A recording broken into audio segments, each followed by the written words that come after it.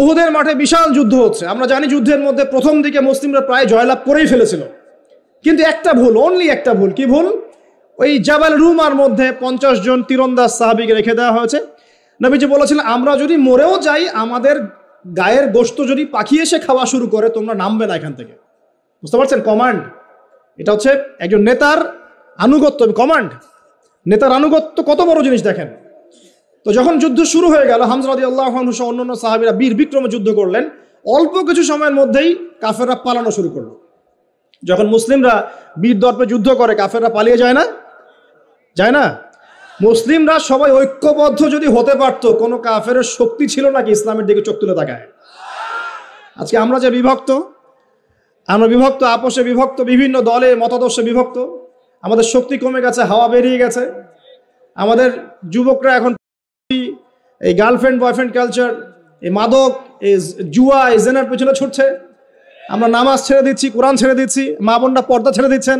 এই জাতি কি বিজয় লাভ করবে নাকি? আগে এই জায়গায় ঠিক করতে হবে, তারপর বিজয় আসবে ইনশাআল্লাহ তাআলা। আর বিজয় যে আসবে, এই বিষয়ে কোনো সন্দেহ আছে? কোনো সন্দেহ নাই। আমরা না পারলে আল্লাহ পাক অন্য জেনারেশনকে নিয়ে আসবেন। ওই জেনারেশন না পারলে তার পরের জেনারেশন পারবে। তারাও যদি না পারে, আমাদের দ্বারা যদি কোনো কাজই না হয়, আল্লাহ পাক অমুসলিমদেরকে হেদায়েত দিয়ে ইসলামে নিয়ে আসবেন, তাদের হাত দিয়ে বিজয় দিবেন ইনশাআল্লাহ। আরেকটা বড় কথা বলি, মানুষের একটা কথা আছে যে স্পিরিচুয়াল প্রেজেন্স, মানে আধ্যাত্মিক উপস্থিতি বলে একটা কথা আছে। মানুষের ব্যক্তিগত প্রেজেন্সের চাইতে ইম্পর্টেন্ট। কি বুঝাচ্ছি? ইব্রাহিম আলাইহিস সালাম কিন্তু বেঁচে নাই, বেঁচে আছেন, কিন্তু তার আদর্শ কিন্তু এখনো জীবিত আছে। নবী মুহাম্মদ সাল্লাল্লাহু আলাইহি ওয়াসাল্লাম বেঁচে আছেন? অবশ্যই তারা কবরে জীবিত, অবশ্যই, সেটা অন্য ইস্যু। আমি পৃথিবীর কথা বলছি। নবী সাল্লাল্লাহু আলাইহি ওয়াসাল্লাম কি আমাদের মধ্যে আছেন? না, আমাদের মধ্যে কি বেঁচে আছেন? তার আদর্শ কিন্তু মরে যায় নাই। এমনকি আমরা যারা এখন অনেক বড় বড় নেতার আদর্শে আমাদের জীবন করি না, তারা কিন্তু কেউ বেঁচে নাই, বেঁচে আছে। তাদের আদর্শ কিন্তু মানুষ এখনো ফলো করছে। তো এটাকে বলে স্পিরিচুয়াল প্রেজেন্স, আধ্যাত্মিক উপস্থিতি। আল্লাহ পাক যাকে কবুল করবেন, যে হকপন্থী হবে ইনশাআল্লাহ তাআলা, সে যদি ফিজিক্যালি প্রেজেন্ট নাও থাকে, তার আধ্যাত্মিক উপস্থিতি জনগণকে পথ দেখাবে ইনশাআল্লাহ। কথা বুঝতে পারছেন? তো বিগার ইস্যুগুলো নিয়ে কথা বলার সৎসাহস হচ্ছে না।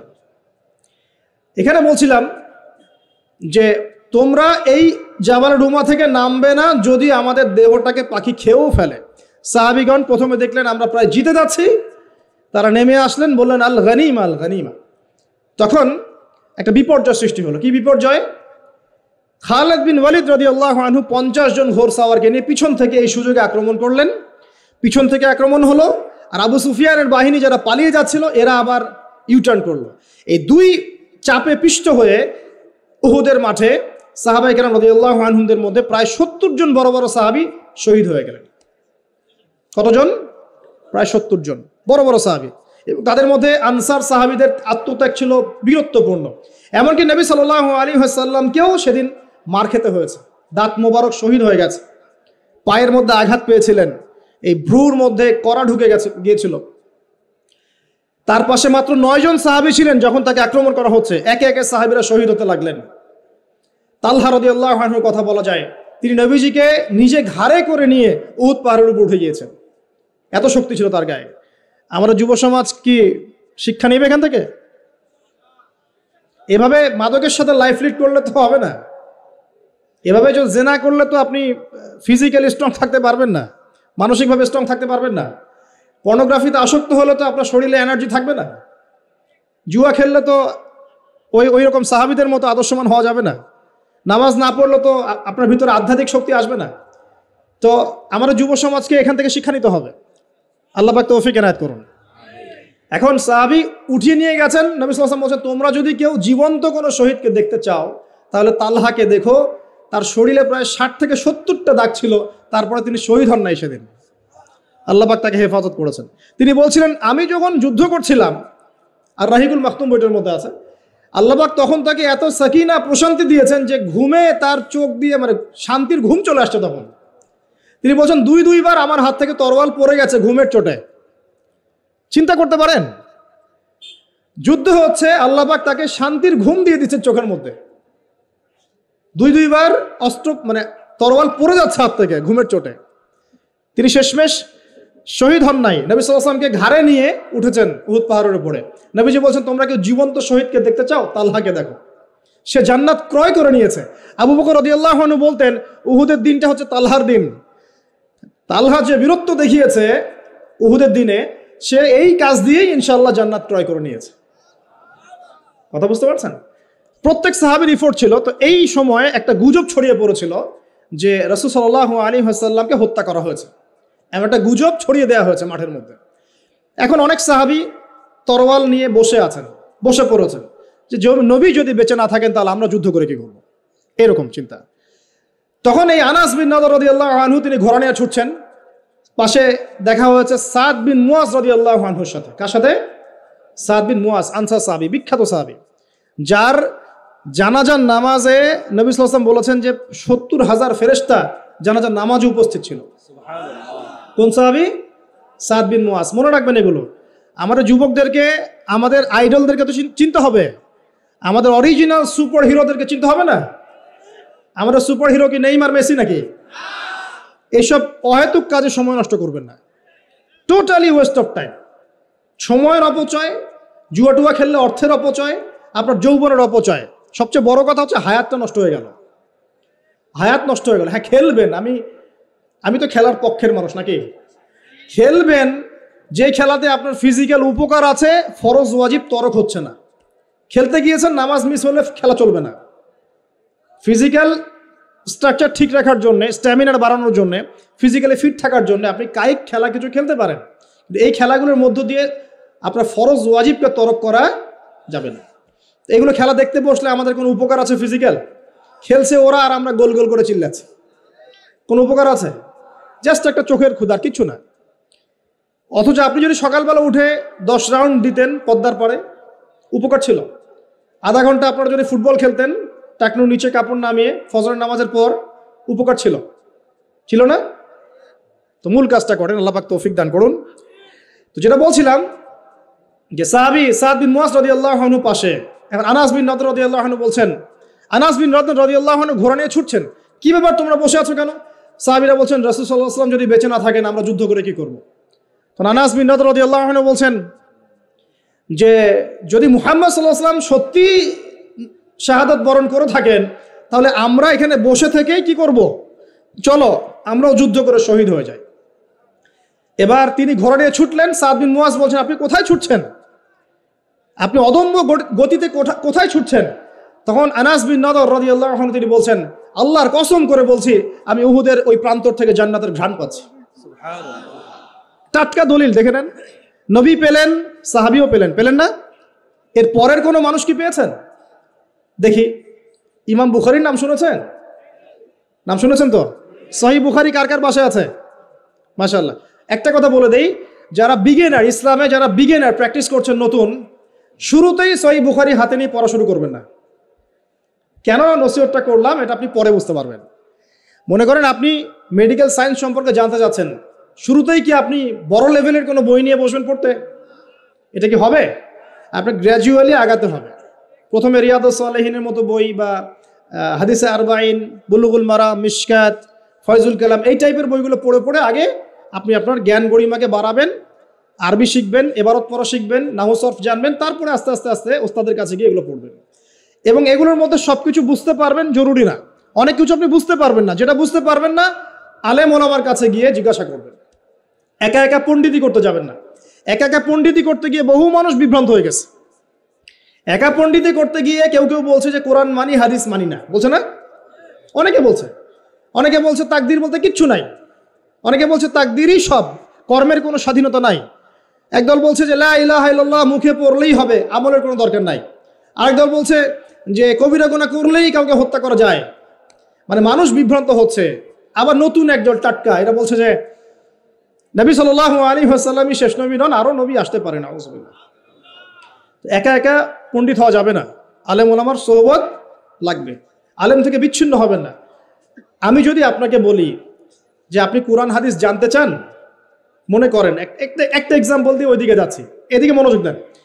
মনে করেন আমার এক ভাই নামাজ পড়তে এসেছে, আজকে ফজরের নামাজ ধরেন, তো রাতে সারা রাত ঘুম হয় নাই, সেজদা দিয়েছে, যখন সেজদায় ঘুমিয়ে গেছে বেচারা। এখন বেচারা ঘুম থেকে উঠে বলছে আমার নামাজ হলো কিনা, এক সেজদা তো ঘুম দিয়ে কাটালাম। এখন মনে করেন যে আমার কাছে যে বলল যে ভাই আমার নামাজটা কি হয়েছে কি হয় নাই, মাসালা কি হবে। আমি তাকে বললাম এই নেন কোরআন, এই নেন বুখারি, এই নেন মুসলিম, এই যে তিরমিজি, এই যে নাসাই, এই যে ইবনে মাজা, এই যে আবু দাউদ, সব হাদিসের বই দিয়ে দিলাম, দিয়ে বললাম বাসায় যান পড়েন, পড়ে মাসালা দেখে নেন। বলেন তো এটা কি হবে? এটা ওই ব্যক্তির পক্ষে সম্ভব? আর আমাদের সমাজে এরকম ব্যক্তির সংখ্যা লক্ষ লক্ষ কোটি কোটি না, যারা মাসআলা জানে না। সবাই জানে? যারা মুস্তাহিদ তারা না হয় জানে, সবাই কি জানে? ম্যাক্সিমামই জানে না। তাহলে ওই ভাই যে আমাকে জিজ্ঞাসা করলেন আর আমি যে বললাম একটা মাসআলা, সে আমাকে ফলো করলো, এটা কি তার অন্যায় হয়েছে? এটা কি তার জন্য হারাম? সে কি শিরক করে ফেলেছে? সে কি বেদাত করে ফেলেছে? এই জিনিসটা বুঝতে হবে প্রিয় ভাইরা। আলেম ওলামা থেকে ডিটাচড হয়ে নয়, সম্পর্ক রাখবেন। তো এটা গেল, রাসূলের এক্সাম্পল দিলাম, দলিল দিলাম, মেরাজের রাতের ঘ্রাণ, আনাস বিন নাদর রাদিয়াল্লাহু আনহুর দলিলটা দিলাম। এরপর কি কোনো কারো ক্ষেত্রে এটা পাওয়া যায়? দলিল তো অনেক পাওয়া যায়, কিন্তু এগুলো কোরআন সুন্নাহর রেফারেন্স নাই, এই কারণে মানুষ বলতে পারে এটা তো কোরআনে নাই, হাদিসে নাই। রিনাউন্ড একটা দলিল হচ্ছে ইমাম বুখারীর ঘটনা। আমরা জানি তিনি হাদিসগুলোকে একদম বাছাই করে করে সহিহ হাদিসগুলোকে নিয়ে একটা কিতাব রচনা করেছেন, সংকলন করেছেন। তার ইন্তেকালের পরে তার যে কবর, সেখান থেকে মেশক আম্বরের গন্ধ আসা শুরু করলো। এটা রিনাউন্ড ঘটনা, সবাই জানে, জিজ্ঞাসা করে দেখেন। বড় বড় সালাফি আলেমরাও তাদের অনেকের গ্রন্থের মধ্যে এটা এনেছেন। এরপরেও কি সম্ভব? এই যুগে কি এটা সম্ভব? মাওলানা তারেক জামিল নাম শুনেছেন? তারেক জামিল হুজুর হাফিজাহুল্লাহ, আল্লাহ পাক তাকে দীর্ঘ নেখায় দারাজ করুক।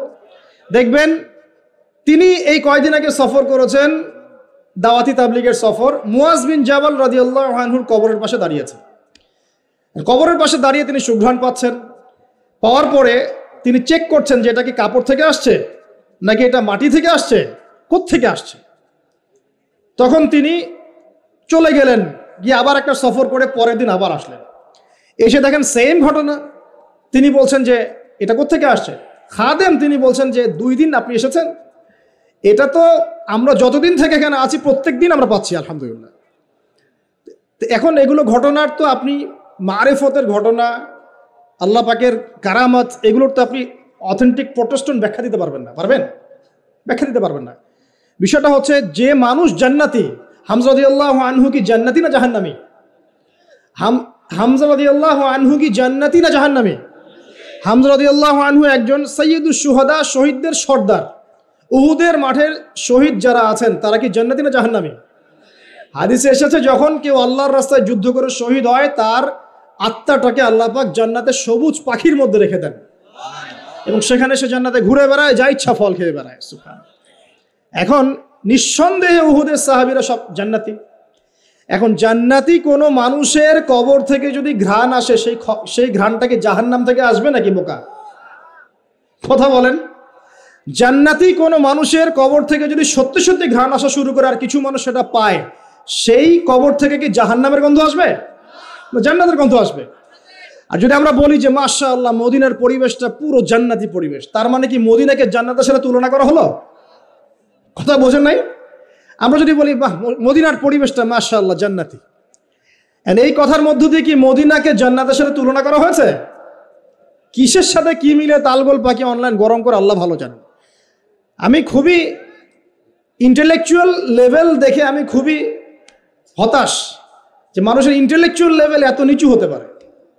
আর কোরআনে যে আল্লাহ পাক বলেছেন জান্নাত এমন জায়গা যা কোনো চোখ দেখে নাই, কোনো কান শোনে নাই, কোনো হৃদয় কল্পনা করে নাই, এই আয়াত কি আমরা জানি না? এই আয়াত আমরা জানি না? সুবহানাল্লাহ। আর মনে করেন আপনি মুয়াজ বিন জাবাল রাদিয়াল্লাহু আনহুর কবরের কাছে গিয়েছেন, আপনি সুঘ্রাণ পেয়েছেন, এর মানে কি আপনি কবর পূজারী হয়ে গেছেন? কেউ পেয়েছে কেউ পায় নাই, আল্লাহু আ'লাম। আল্লাহ পাক যাকে ইচ্ছা তাকে পাওয়াবেন, যাকে ইচ্ছা না তাকে পাওয়াবেন না, এটা আল্লাহ পাকের ইখতিয়ার। আল্লাহ পাক যদি কাউকে পাওয়ান, আপনি সেখানে বিতর্কের সৃষ্টি করছেন কেন? বড় বড় ইস্যু নিয়ে কোনো কথা নাই, পেট্রো ডলার নিয়ে দুটো কথা বলতে পারেন না, ইয়েমেনের বম্বিং নিয়ে দুটো কথা বলতে পারেন না, আরবের বিভিন্ন কারাগারে বড় বড় শায়েখরা যে কারাগারে পচে পচে মরছে, তাদের নিয়ে দুটো কথা বলতে পারেন না? হলইন উৎসব চোখের সামনে হয়ে গেল, দুটো কথা বলতে পারলেন না? সুবহানাল্লাহ। মানুষ দিন দিন কাদিয়ানি হয়ে যাচ্ছে, কেউ শিয়া হয়ে যাচ্ছে, কেউ এই যে আহলে কোরআন হয়ে যাচ্ছে, কত ফেরকা। কথা বলার সুযোগ নাই, কথা বলার ইস্যু নাই। মানে দিনের সব কাজ করা শেষ, এখন এই ক্ষুদ্র ক্ষুদ্র বিষয়গুলো আমাকে দেখতে হবে। এখানে মূল বিষয়টা কি? মূল বিষয় হচ্ছে হিংসা। এক নম্বর কি? হিংসা। 2 নম্বর পরশ্রীকাতরতা। একটা ঘটনা, মুসা আলাইহিস সালাম দাঁড়িয়ে লেকচার দিচ্ছেন, জনগণ শুনছেন। একজন দাঁড়িয়ে বললেন, নবী মুসা আপনি অত্যন্ত চমৎকার আলোচনা করেছেন, আপনার চেয়ে কোনো জ্ঞানী মানুষ কি পৃথিবীতে আছে? নবী মুসা বলছেন না। আল্লাহ পাক ধরলেন, না তোমার চেয়েও জ্ঞানী মানুষ আছে। মুসা আলাইহিস সালাম বলছেন, কে সেই মানুষ? আমি তার সাথে সাক্ষাৎ করতে চাই। আল্লাহ পাক বললেন, তুমি 2 সাগরের মিলনস্থলে তাকে পাবে। তিনি চলে গেলেন, গিয়ে দেখলেন হ্যাঁ সেখানে একজন মানুষ আছে, তার নাম খিদির। কি নাম? নবী মুসা বললেন, হাল আত্তাবিউকা আলা আন তুআল্লিমানি মিম্মা উল্লিমতা রুশদা। হে খিদির, আমি কি আপনার অনুসরণ করতে পারি এই শর্তে যে আপনি আমাকে জ্ঞান শিক্ষা দিবেন যা আল্লাহ আপনাকে শিখিয়েছেন? খিদির বলছেন, ইন্নাকা লান তাস্তাতিআ মাইয়া সাবরা, তুমি আমার সাথে ধৈর্য ধরতে পারবে না। আগেই বলে দিলেন, এত দূরদর্শিতা, আগেই বলে দিলেন ধৈর্য তুমি ধরতে পারবে না। কথা বুঝতে পারছেন? মুসা আলাইহিস সালাম বলছেন, না ইনশাআল্লাহ আমি ধৈর্য ধরবো। আচ্ছা ঠিক আছে, চলো আমার সাথে। তারা চললেন, সামনে নৌকা, নদী পার হলেন। নদী পার হওয়ার আগেই নৌকা ফুটা করে দিলেন। একটা মাঝি, পদ্মা নদীর মাঝি আমাকে যদি ফ্রি নৌকা পার করে দেয় আর আমি তার নৌকাটা ফুটা করে দেই, অন্যায় না? খিদির আলাইহিস সালাম এটা করলেন। মুসা আলাইহিস সালাম বলছে, এটা কি করলেন আপনি? অন্যায় করলেন। খিদির বলে, আমি বলি নাই আপনাকে আপনি প্রশ্ন করবেন না, আপনি ধৈর্য ধরতে পারবেন না? ঠিক আছে, ভুল হয়ে গেছে, চলেন সামনে। আবার যাচ্ছেন, একটা বাচ্চা, ছোট বাচ্চা ডেকে নিলেন, করে ফেললেন। এটা কি করলেন? নিষ্পাপ বাচ্চা করলেন। আমি কি বলি নাই তুমি সবর করতে পারবে না? তিনি বলছেন, হ্যাঁ ঠিক আছে, আরেকবার প্রশ্ন করলে আমাকে আর সাথে নিয়েন না, চলেন। এবার সামনে গিয়ে একটা দেয়াল পড়ে আছে, একটা গ্রামে গেলেন। গ্রামে গিয়ে বললেন, নাস্তা পানি কিছু হবে কিনা, সৌজন্যমূলক। কেউ কোনো নাস্তা পানি দিল না, কোনো সৌজন্যমূলক আচরণই করলো না। ও যে বাসায় মেহমান আসলে বলে না, খেয়ে আসছেন না গিয়ে খাবেন, ওই টাইপের ছিল আর কি। তো যাই হোক, তিনি দেখলেন যে ওদের একটা দেয়াল পড়ে গেছে বেচারা, ওই দেয়ালটাকে তিনি আবার শক্ত করে নির্মাণ করে রেখে দিলেন। মুসা আলাইহিস সালাম বললেন যে এটা কি করলেন? নাস্তা পানিও দিল না, ভালো ব্যবহারও করলো না, আপনি উল্টা তার এই উপকার করলেন বিনা পারিশ্রমিকেই। কিছু আজর নিতেন তাহলে তো ভালো হতো। তো খিদির আলাইহিস সালাম বলেন, এটা হাদা ফিরাকু বাইনি ওয়া বাইনাক, আমার আর তোমার মাঝে এখন ফিরাক, পার্থক্য হয়ে গেল, আর আমাদের পথ চলা হলো না। তবে যাওয়ার আগে আমি জানিয়ে দিই, ওই নৌকা ফুটা করেছিলাম এই কারণে, যদি ফুটা না করতাম তাহলে জলদস্যু নৌকাটা নিয়ে যেত। ফুটা করে দিয়েছি, এই খারাপ নৌকা তারা আর নিবে না। ঠিক আছে কথা? 2 নম্বর, বাচ্চাকে যদি হত্যা না করতাম, এই বাচ্চা বড় হয়ে বড় কাফের হতো এবং পিতা মাতাকেও কুফরিতে নিয়ে আসতো। এটা আমি আল্লাহর হুকুমে করেছি, একা একা করি নাই। 3 নম্বর, এই দেয়াল নির্মাণ করেছে এই কারণে, এই দেয়ালের নিচে 2 জন এতিম বাচ্চার রেখে যাওয়া পৈতৃক সম্পত্তি আছে, এটা নির্মাণ করে দিয়েছি, মানুষ এটা সিজ করতে পারবে না, তারা যখন বড় হবে তখন নেবে ইনশাআল্লাহ। তো এই 3টা ঘটনাতে একটু ফোকাস করেন। কোন সূরা আছে এটা? সূরা কাহফ। এই 3টা ঘটনাতেই বাহ্যিক চোখে যা দেখা যাচ্ছে সেটা সত্য নয়, ভিতর থেকে যা দেখছেন সেটা সত্য। কথা বুঝতে পারছেন? রিয়েলিটি আপনি দেখছেন বিশ্ব এগিয়ে যাচ্ছে, খুব সুন্দর। বাস্তবতা হচ্ছে যে বিশ্ব এগিয়ে যাচ্ছে আস্তে আস্তে কিয়ামতের দিকে। রিয়েলিটি দেখবেন যে ইকোনমি খুব প্রোগ্রেস হচ্ছে, হ্যাঁ, মানে মানুষের জীবনযাত্রার মান একদম উন্নতির দিকে। বাস্তবতা হচ্ছে পুরো ওয়ার্ল্ডের ইকোনমিক সিস্টেমটা ধ্বংসের মুখে আছে। রিয়েলিটি হচ্ছে বাহ্যিক চোখে আপনি দেখছেন মেয়েরা এগিয়ে যাচ্ছে, ফ্যামিনিস্ট রেভলিউশন, মাথা খারাপ অবস্থা, ঠিক আছে, কিন্তু বাস্তবতা হচ্ছে মেয়েরা জাহান্নামের দিকে এগিয়ে যাচ্ছে। রিয়েলিটি আপনি দেখছেন চোখ দিয়ে যুবকরা খুব এগিয়ে যাচ্ছে, হ্যাঁ সবাই উচ্চশিক্ষিত হচ্ছে মাশাআল্লাহ। বাস্তবতা কি জানেন? তাদের আত্মাগুলো দিন দিন মরে যাচ্ছে। রিয়েলিটি দেখছেন যে হ্যাঁ পরিবারগুলো খুব সুখী, আমরা একদম বিল্ডিং তুলতেছি মাশাআল্লাহ, জমি জমা কিনতেছি। বাস্তবতা কি জানেন? পরিবারগুলোতে শান্তি নাই। এখন দৃষ্টিভঙ্গি চেঞ্জ করতে হবে, খিদিরের দৃষ্টিভঙ্গি লাগবে। কার দৃষ্টিভঙ্গি? খিদির আলাইহিস সালামের। শুধু বাহ্যিক চোখ দিয়ে দেখলে হবে না, এক্সটার্নাল ভিশন দিয়ে দেখলে হবে না, ইন্টারনাল অবজারভেশনের দরজাটা খুলতে হবে। এখন এটা খুলে আপনি বিশ্বকে দেখেন, পরিবারকে দেখেন, সমাজকে দেখেন, রাষ্ট্রগুলোকে দেখেন, আপনি বুঝতে পারবেন যে ফিতনা কি পরিমাণে ধেয়ে এসেছে।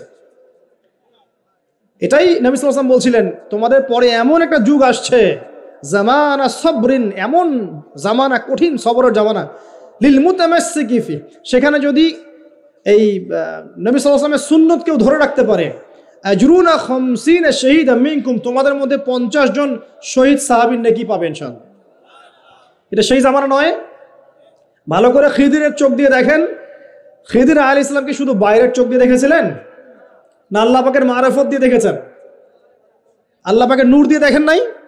মুসা আলাইহিস সালাম নবী হয়েও বুঝতে পারছেন না কেন এটা করেছেন, কেন বাচ্চা হত্যা করছেন, কেন নৌকা ফুটা করলেন, কেন আপনি দেয়াল নির্মাণ করছেন, কিন্তু খিদির আলাইহিস সালাম আল্লাহ পাকের নূর দিয়ে দেখছেন, তিনি বুঝতে পারছেন দূরে কি হতে যাচ্ছে। তো সবাইকে খিদির হতে পারবে? খিদির হতে না পারলে কি আপনি ঘ্রাণ পাবেন? আপনি সেটা দেখতে পারবেন না যা যা খিদির দেখছেন, আপনি সেটা শুনতে পারবেন না যা খিদির শুনেছেন। আপনি যদি খিদির আলাইহিস সালামের মতো হতে পারেন, আপনি এমন কিছু উপলব্ধি করবেন। আমার বেশি বেশি কোরআন তেলাওয়াত লাগবে। কি লাগবে? কোরআন তেলাওয়াত শুধু মৌখিকভাবে না, অর্থ বুঝে পড়ার চেষ্টা করতে হবে। মৌখিক করলে নেকি পাবেন ঠিকই, কিন্তু অর্থ বুঝে না পড়লে আপনি পথ খুঁজে পাবেন না। 5 নম্বর লাগবে আমাদের সবার হালাল রিজিক। কোন রিজিক? সুদ ঘুষ দুর্নীতির কাছে যাওয়া যাবে না। 6 নম্বর লাগবে আমাদের আত্মশুদ্ধি। আত্মশুদ্ধি মানে কলব পরিষ্কার করতে হবে। কলব পরিষ্কার করার জন্য লাগবে বেশি বেশি আল্লাহর জিকির, ইলম অর্জন করা এবং আল্লাহওয়ালা মানুষের সোহবতে পড়ে থাকা। একা একা নূর অর্জন করা যাবে না। আল্লাহওয়ালা মানুষের সোহবতে পড়ে থেকে জ্ঞান চর্চার মধ্য দিয়ে, আল্লাহর জিকির, কোরআন তেলাওয়াত, আত্মশুদ্ধির মধ্য দিয়ে আপনি ইনশাআল্লাহ নূর পাবেন ইনশাআল্লাহ। আর কি কি করা যাবে না? অল্প বলছি, বেশি বলবো না। কি কি করা যাবে না? 1 নম্বর, সবচেয়ে বড় কথা, মনের মধ্যে কোনো রকম হিংসা রাখা যাবে না। কারো প্রতি হিংসা করবেন, নূরের সাথে আপনার কোনো সম্পর্ক নাই। 2 নম্বর, অহংকার মন থেকে বের করতে হবে। কি বের করতে হবে? অহংকার কি জিনিস? আপনার কাপড়টা সুন্দর হোক, এটা অহংকার নয়। জুতা সুন্দর, ভালো পারফিউম ইউজ করেন, আপনার বাড়িটা সুন্দর, এগুলো অহংকারের নিদর্শন নয়। অহংকারের নিদর্শন হচ্ছে 2টা।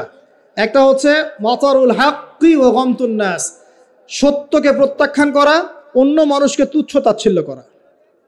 এই 2টা হচ্ছে অহংকারের নিদর্শন। মনে কোনো প্রকার অহংকার রাখলে আল্লাহর নূর পাওয়া যাবে না।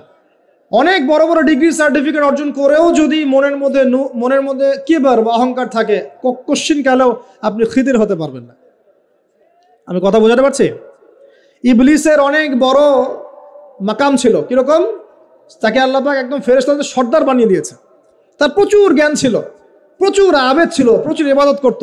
শুধুমাত্র কিবার, অহংকারের কারণে সে আজকে জাহান্নামী। আবা ওয়াস্তাকবার, সে উদ্ধত হয়েছিল, অহংকার প্রদর্শন করেছিল। তাই নয় কি? কেন আমি আদমকে সিজদা করব? খলাকতানি মিন নার, আমাকে সৃষ্টি করেছেন আগুন দিয়ে। ওয়া খলাকতাহু মিন তিন, তাকে সৃষ্টি করেছেন মাটি দিয়ে। কেন আমি আদমকে সিজদা করব? এখন এই অহংকার চারপাশে দেখা যায় না? ওরা কি বোঝে দিনের, আমরাই তো সব বুঝি। ওরা আর কি পড়াশোনা করছে, আমি তো সব পড়াশোনা করছি। ওর কি আর বড় বড় ডিগ্রি সার্টিফিকেট আছে নাকি? আমার আছে। তারপরে আমাদের দলই চূড়ান্ত সফল, বাকি দল সব জাহান্নামী। এরকম অ্যাটিটিউড আছে না? তুমি আমার দলের ফর্ম পূরণ করো নাই, তোমার জান্নাত কে নিয়ে যাবে? ফর্ম পূরণ করলে তুমি জান্নাতে যাওয়ার লিস্ট পাবো আমার কাছ থেকে। ভাবখানা এমন, মুখে না বললেও। তা আমাদের মধ্যে কিবর নাই, আমরাই চূড়ান্ত, বাকিরা সব বিভ্রান্ত। বিভিন্ন অনেক বড় বড় সভ্যতা বলছে আমরাই একদম মানবতার স্বর্ণ শিখরে, বাকি সব ককরোচ। এই কিবর যার মধ্যে আছে সে কোশ্চিন কালে নূর পাবে না। আর কি করা যাবে না? 1 নম্বর হিংসা, 2 নম্বর কিবর, 3 নম্বর অপবাদ। কারো উপর মিথ্যা অপবাদ দেওয়া যাবে না। কারো প্রতি মিথ্যা অপবাদ দিলে আপনি আল্লাহর নূর পাবেন না। 4 নম্বর হচ্ছে পরশ্রী কাতরতা। কারো উন্নতি দেখছেন খুব জ্বলে, উন্নতি অগ্রগতি প্রগতি দেখছেন খুব জ্বলছে, এই পরশ্রী কাতরতা থাকলে কোশ্চিন কালেও আল্লাহর নূর পাবেন না। আমার কেন হয় না, তার কেন হচ্ছে, হ্যাঁ আমি কেন পারছি না, সে কেন পারছে, আমার কেন মূল্য নাই, তাকে কেন মূল্য দিচ্ছে, এই যে পরশ্রী কাতরতা, এগুলো থাকলে কোশ্চিন কালেও আল্লাহর নূর পাওয়া যাবে না। আরেকটা বিষয় বলবো যে গীবত তহমত, একটা কথা, গীবত তহমত এবং গীবত তহমত বেশি করে বললাম, আর বাকি যত কবিরা গুনাহ আছে, এই যে সুদ বলেন, জেনা বলেন, দুর্নীতি বলেন, অন্যের সম্পদ আত্মসাৎ বলেন, বড় বড় কবিরা গুনাহ যেগুলো আছে, এগুলোর সাথে স্পেশালি গীবত তহমত যদি থাকে, আল্লাহর নূর পাওয়া যাবে না।